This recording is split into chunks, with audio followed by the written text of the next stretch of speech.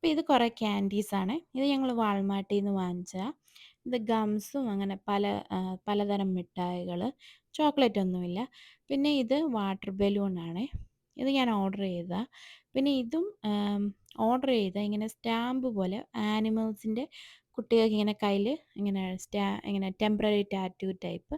പിന്നെ കുറേ കമ്മലും ബ്രേസ്ലെറ്റും. പിന്നെ ഇത് ബേബി ഷാർക്കിൻ്റെ കുറേ സ്റ്റിക്കറ്. ഇത് ഞാൻ ആക്ച്വലി അവളുടെ ഗിഫ്റ്റ് ബാഗിൽ ഒട്ടിക്കാൻ വാങ്ങിച്ചതാ. ആണ്ട് നമ്മുടെ ബർത്ത്ഡേ ഗേള്. അപ്പം പാക്ക് ചെയ്യാവേ. ഞാനിത് പാക്ക് ചെയ്യാൻ ബ്രേസ്ലെറ്റിൻ്റെ ഇത് തുറന്നപ്പോഴേ എനിക്കിത് ഭയങ്കര ഇഷ്ടപ്പെട്ടു കേട്ടോ. നല്ല കളർഫുള്ളായിട്ട് തോന്നി. അതുപോലെ നല്ല ഷൈനിയുമായിരുന്നു കേട്ടോ. പക്ഷേ ഈ വാട്ടർ ബലൂണിൻ്റെ കാര്യത്തിൽ ചീറ്റിപ്പോയി.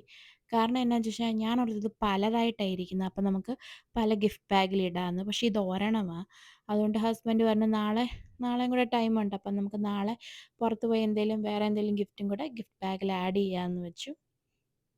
പിന്നെ ഇതാ അതിൻ്റെ മിഠായികളുടെ അകത്തെ ഇത് കണ്ടോ, പലതരം മിഠായികൾ, പല ഫ്ലേവറ് പലത്. ഇതാ ബബിൾ കവേ. പിന്നെ ഇങ്ങനെ പ്ലാസ്റ്റിക്കിൻ്റെ പൂച്ച പോലത്തെ എന്തൊക്കെയോ ഉണ്ടായിരുന്നു. പിന്നെ വള പോലെ ഇരിക്കുന്ന എന്തോ പ്ലാസ്റ്റിക്കിൻ്റെ ഉണ്ടായിരുന്നു.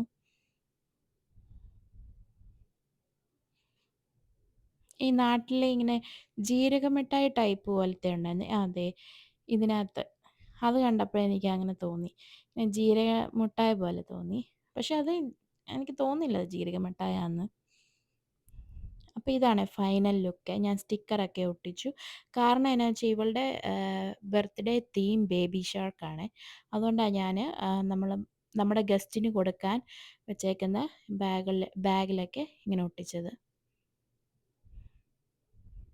ഇങ്ങനെ ഗിഫ്റ്റ് ബാഗ് കൊടുക്കണമെന്ന് നിർബന്ധമൊന്നുമില്ല കേട്ടോ. ഇവിടെ അത് എല്ലാവരും കൊടുക്കും. അതുകൊണ്ട് ഞാൻ കൊടുക്കുന്നതാ. അപ്പോൾ ശരി. സബ്സ്ക്രൈബ്. ബൈ.